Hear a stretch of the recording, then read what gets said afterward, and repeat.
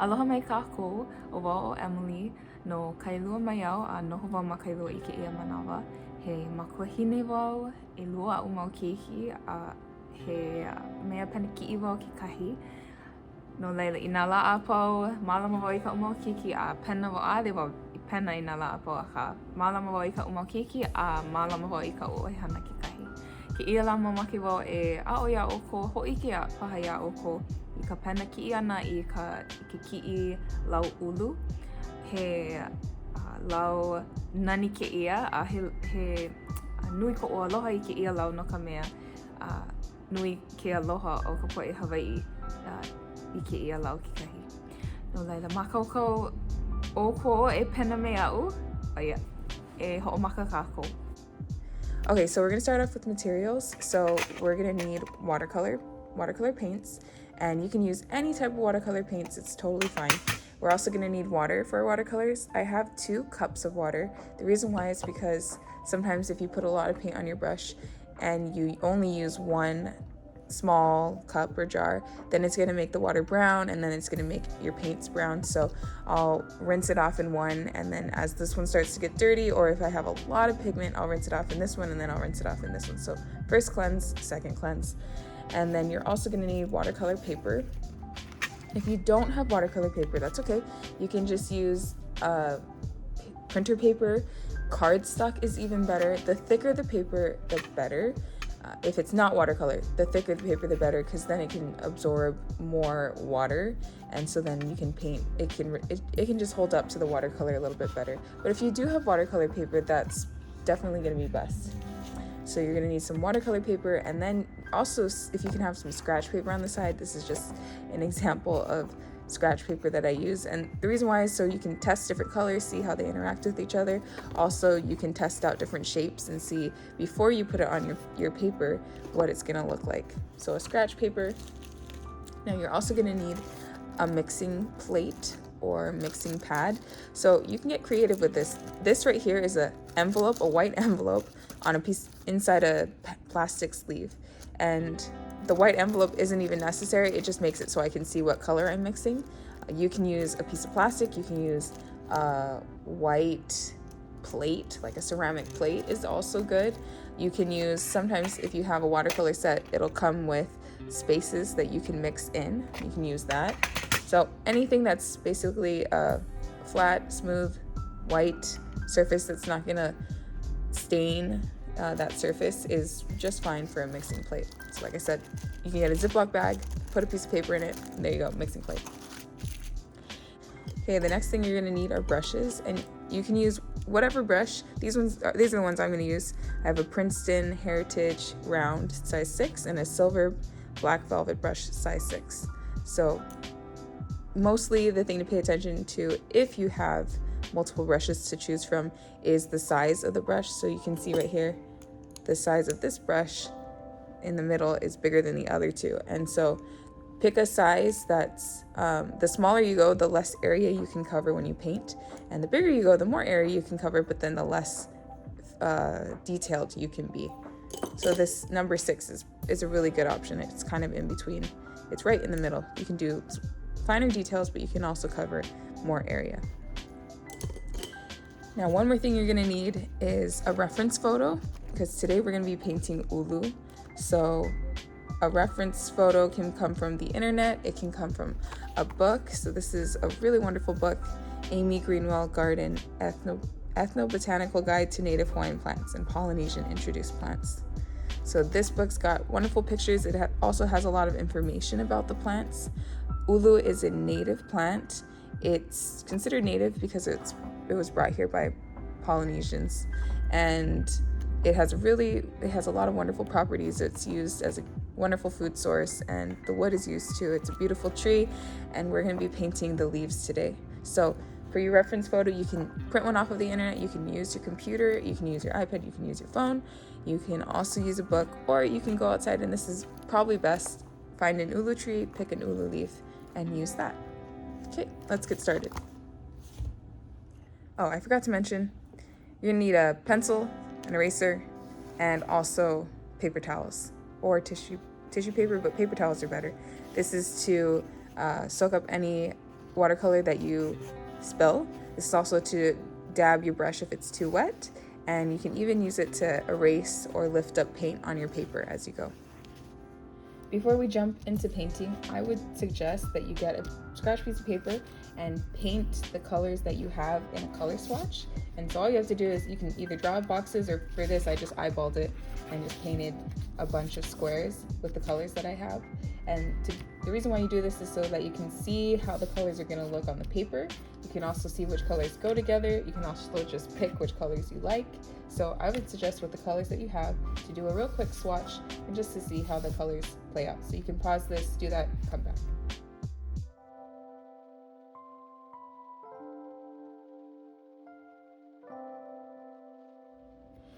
Now that you've tested out your colors, I want you to choose 4 colors. So you're going to choose 3 colors that are dark, medium, and light colors, and then 1 color that just looks nice with the rest of them as a complementary color, or a color that we can use for the background or for accents, just to give it a little bit of pop. So the colors that I'm choosing are going to be this dark blue, this light green, this middle green, so I got my dark, my medium, my light color, and then I'm also going to choose this yellow for accents or maybe the background. I'm not really sure yet. The reason why you choose these 3 colors for what we're going to do is it just makes it easier when you already have the color that's going to be your light color, your middle color,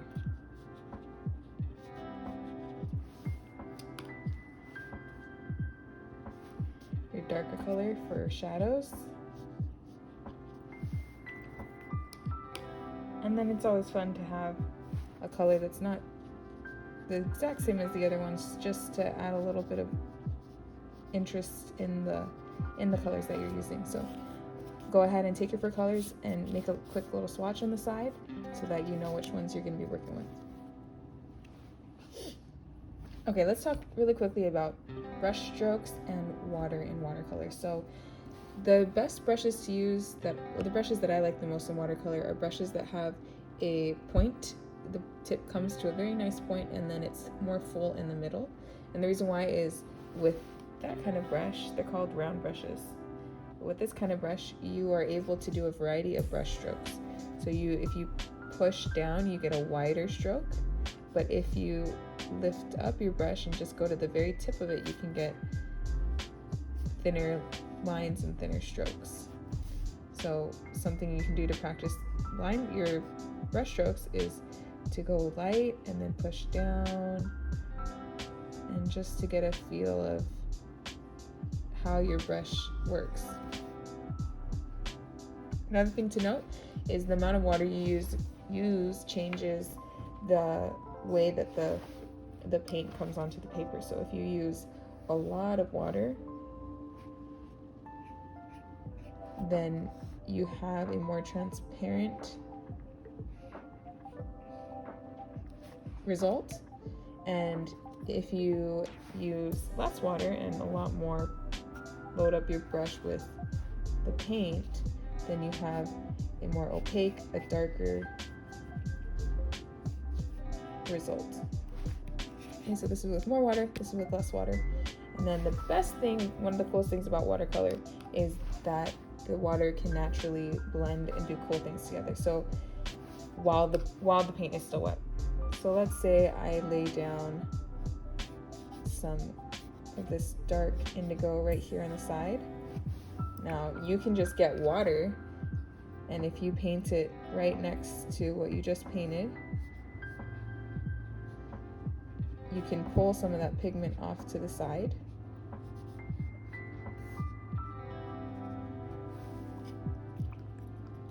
You can also get another color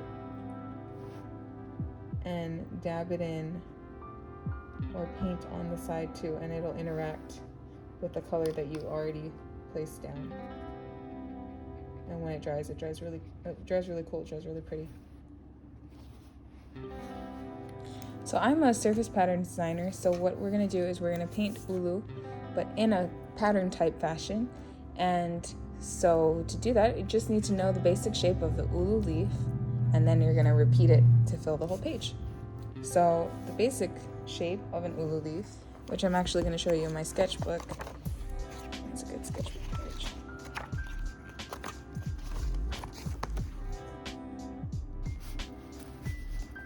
The way I like to draw ulu for a very straight on,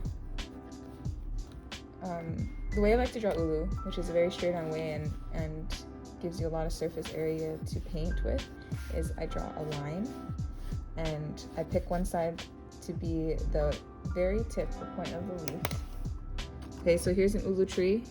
If you haven't seen an ulu tree before, well, I'm sure you have, but if you haven't recognized it, this is an ulu tree. There are multiple varieties. They're very common across all of Polynesia, but the Hawaiian variety it can be identified one way, by having longer fingers. So if you start looking at ulu trees as you drive around, you'll notice that some of them, if we just look at my hand, some of the leaves, they don't go down as deep. They're more of they have a shallower part right here, space in between each leaf. And so those are not the Hawaiian ulu leaves, the ulu trees, but the ones that have really long fingers, really long leaves. Those are the Hawaiian type. So as you can see here, this is kind of the shape. And when an ulu leaf is, okay, so pick a point to be the tip of your ulu leaf, and then you're gonna draw your first point, and then it comes to a curve, and you draw your second finger, I'm gonna call them fingers, third, fourth, fifth, and that's good. And then you end it by bringing it to a point right there. And then you just mirror that on the other side. So a few things to note is each one comes to a point, each finger comes to a point, and then when the middle part, it's a curved edge. Kind of think about just like your fingers. And then they also get longer as you go closer to the stem. Okay, start smaller and then they get longer as you go to the stem. Okay, I'm going to do the other side now, just mirroring what I've done on that first side.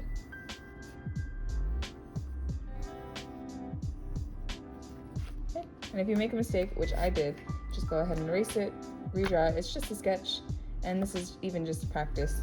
But the last little detail to add is the veins of the leaf, and they just start from that midrib and then go out into each finger. And there you have a basic ulu shape, ulu leaf. Okay, so we're gonna map out where all of our ulu leaves are gonna go on the paper, and so they don't have to be complete ulu leaves, but they can, be on kind of starting off the page and coming onto the page and vice versa. So let's just go ahead and start with one.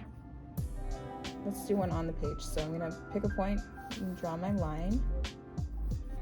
And when you're doing your sketch, try to sketch lightly, because sometimes the graphite can get stuck underneath the layers of watercolor and it won't erase later. So the lighter the better, so that you can, erase those lines when you're done.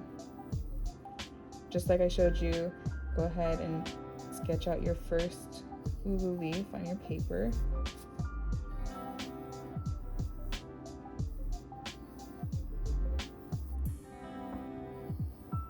And it's okay if it doesn't look just like the one. It's okay if the leaves, just like the one we did to practice, it's okay if the leaves touch or if they overlap. It's okay if they're not all the same size. Something that I love about drawing and painting plants is that they're never really perfectly symmetrical, perfectly the same size. So you have a lot of give with what you draw. And if you make a mistake, just go ahead and erase it. So there's our first ulu leaf, and now we're gonna map out the other ones. And a good rule of thumb is just to change up the direction. I mean, if you want, they can all go in the same direction, but I think it looks more balanced if they kind of go in different directions and they fit into each other. So following that same ulu leaf that I just showed you, and don't forget the veins, you can go ahead and fill in the rest of your paper.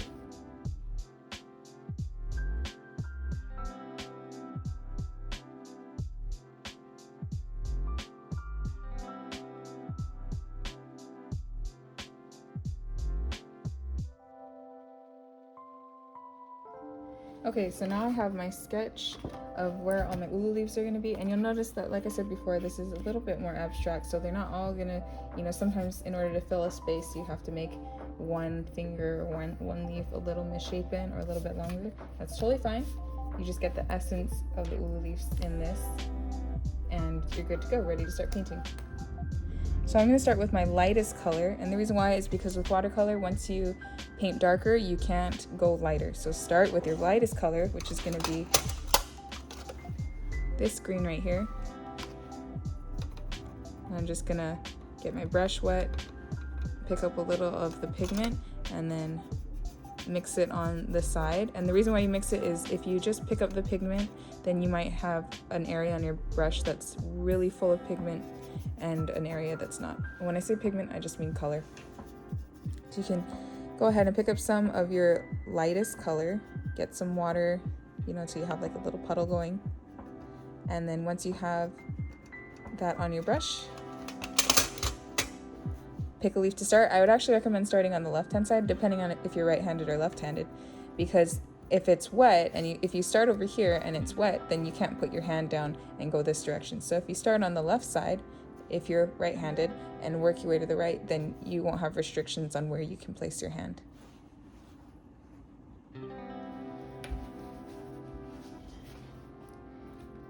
So to go in to paint the leaf, you're going to go ahead and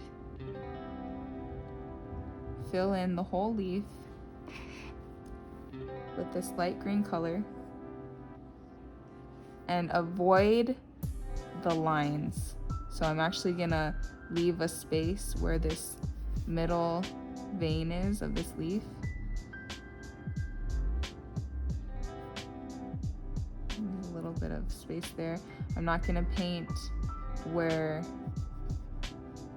the midrib is. And the reason why is because I like to do this with watercolor. I like to leave some white space.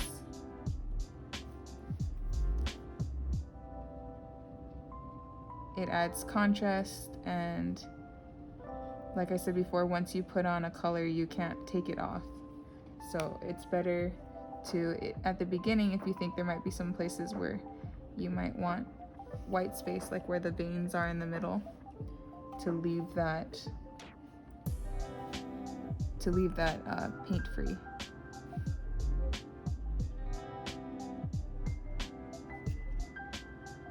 And right now you might be thinking that you can't do this, or it doesn't look anything like mine, even just your sketch.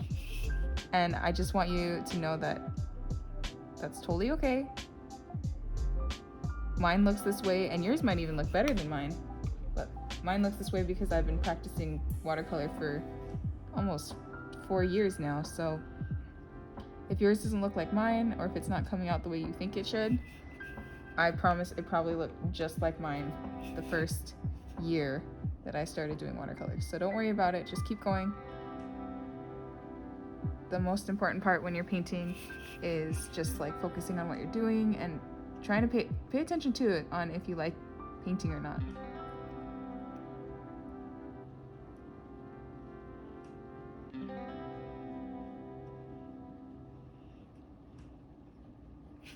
The reason why I say pay attention to whether or not you like painting is because sometimes I think that's a better indicator of, if you are good at something. Because when you start, it's really hard to be super good at anything right when you start. Even people who are really good now, they probably didn't start that great. But if you like it, if it's fun, if it's relaxing, and you enjoy it, then that's a good indicator if you might be good at it, because that means you'll have the patience to keep practicing, when most people would think, oh, this isn't that fun, I don't like this.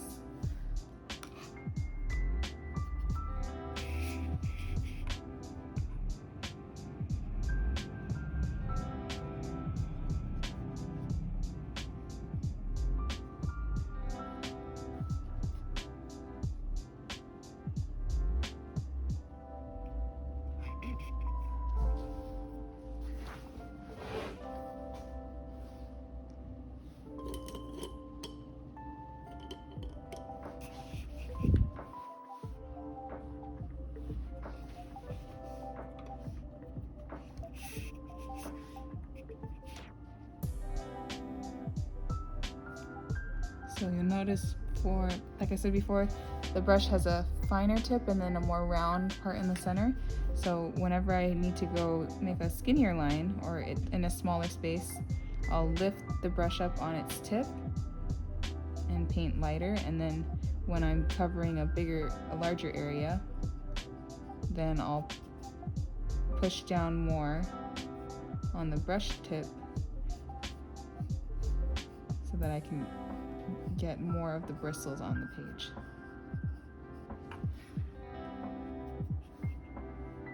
And it's okay if we're just putting down the first layer, but it's okay if there's some areas that have more water, less water. That's one of the beautiful things about watercolor is the water will, you can let the water do what it does, just be water, and it creates really nice effects.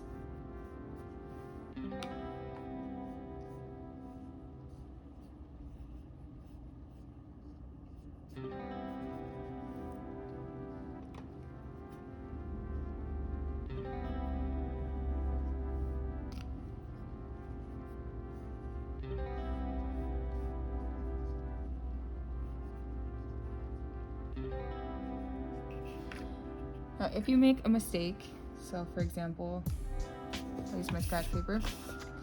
If you paint out of the line or something, you can, before it dries, get more water on your brush, go ahead and put it on the area that you made a mistake in, and get your clean paper towel, and you can soak it up into the clean paper towel. So that only works if it's still wet, and if you use a darker color, then chances are it won't pick up everything. So for example, if I made a mistake, before it dries, put as much water you can on that spot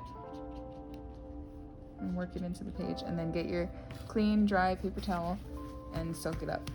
So you'll notice that that one is a little harder to take off if it's darker, but you did get quite a lot of it off your picture, so then you can at least have a chance of covering it up later on.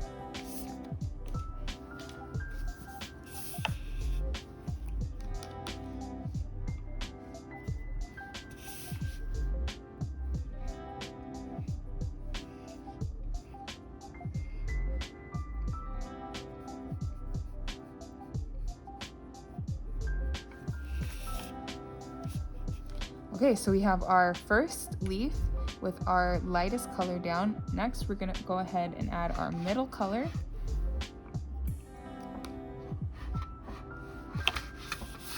So this is my middle color right here. So I'm gonna put some paint on my brush and then mix it on my mixing plate, just to make sure I got an even amount. When you mix it, you can also see how much pigment is on the paint, if it's really pigmented or if you watered it down and it's a little bit lighter. And now I'm gonna go over certain areas of my ulu leaf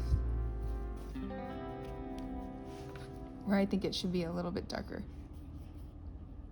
So some places, and if you have too much paint on your brush, you can just dab it on your paper towel to take off some.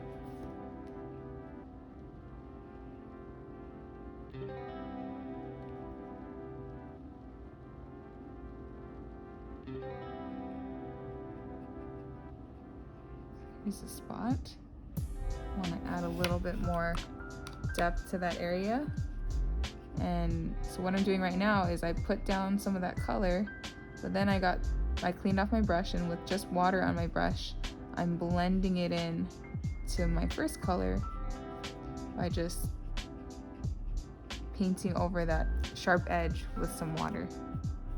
And most of what you do in watercolor, the paint has to still be a little bit wet in order to kind of change it or alter it. Once it dries, it usually leaves a little bit of a line so that you'll see if you add in more. It's okay if it dries, but if you want a seamless blend or that sort of thing, then try to do it while it's still wet. So you'll see that adding in that darker green, blending it, really draws your attention to that area. It makes it look just kind of like your fingers. If you look at your finger, look at your hands, you'll notice that the darkest parts are going to be in between your fingers, right here in the crease. And then the lightest parts are going to be where the very tops, the very faces of your fingers, the tips of your fingers are going to be. So I think ulu is so pretty, and it really does remind me of hands. I think hands are beautiful, and the Hawaiians were really good with their hands, from lauhala weaving to fishing to shaping va'a, to everything they did was with their hands, farming and just everything. And so hands are so important, but I think especially the Hawaiians, they really knew how to make good use of their hands. So as you're painting these ulu leaves, you can kind of think about that. And one story that I read in one of my books about mo'olelo, about ulu, was that the god Ku, during a time of famine, he buried himself alive and told his wife that he told his wife, I'm going to bury myself alive, and in my place you will see a plant spring forth, and it's going to have leaves that will look like my hands, and a fruit that will be as big and round as my head, and a trunk that will be strong like my body, and you and the children can eat this in order to survive. So he did that, and one morning his wife woke up to see an ulu tree full of fruit, and she knew that was her husband who had sacrificed for her and her family. So that's one story, and I actually have read that that's a legend, not just here in Hawaii, but I think in possibly Tahiti too. And that's just something I read online. A very interesting story, and it goes with what I was saying, how ulu makes me think of hands, the ulu leaves.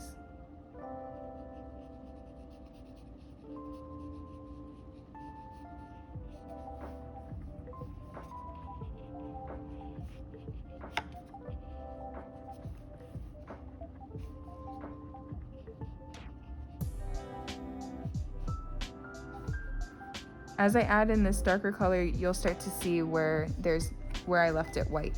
And so you'll see that kind of gives the vein a little bit of pop of, like you can, still see it because it's not painted in. So yeah, this is basically what you do. You just repeat the steps over and over. Wherever you want it to be darker, you can kind of wait for it to dry, or while it's still wet, you can get more color and go back in. And just go ahead and repeat the process all the way around, getting a leaf that you like. And I will also add in that, this is just 2 colors, but we did choose 3. We actually chose 4, but the darkest color, so this kind of indigo blue that I have, if I add in a touch of that, you can also see what that will look like. So my paint is still wet right there where I added it in. So I just put a few dabbled some paint right there, and it really makes that one area super dark. Lots of contrast, pretty cool. And so you can use, to get darker, you can use the middle color, and you can also use the darkest color.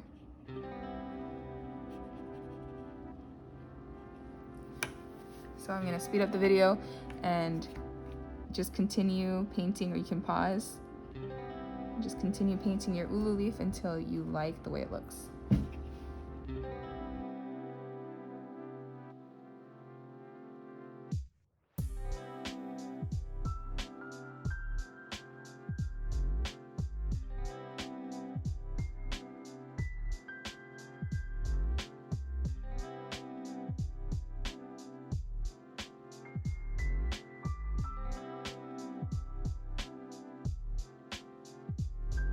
Okay, so at this point, I hope you get a basic idea of the steps that I go through when I paint with watercolor. So I do my lightest color first, and then I work to my darker colors. So you can see this one over here, I even went to my really dark color to add in just a lot of depth and shadow in that area. And you can just continue this process until you have filled your page with beautiful ulu leaves. And from that point, so that might take you some time. If you want, maybe you only painted one, and that's super great. You got to try it, and maybe if you're really into it, you're going to keep going and fill your whole space with ulu leaves. And then once you finish that, you can go ahead and frame this. It's just a beautiful pattern piece for your room.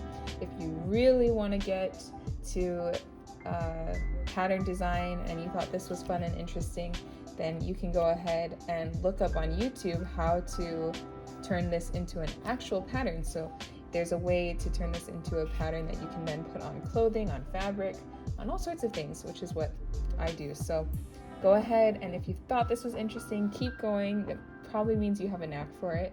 And even if it doesn't look like mine, I hope you use different colors. I hope it looks nothing like mine, because that's what makes it more interesting and makes it more original, more you. And if it does look like mine, then that's great too. That means you're really good at following instructions, and you were able to replicate what I did. Oh yeah. Mahalo nui a oko no ka oko pena ana me a'u i ke ia mau lau ulu.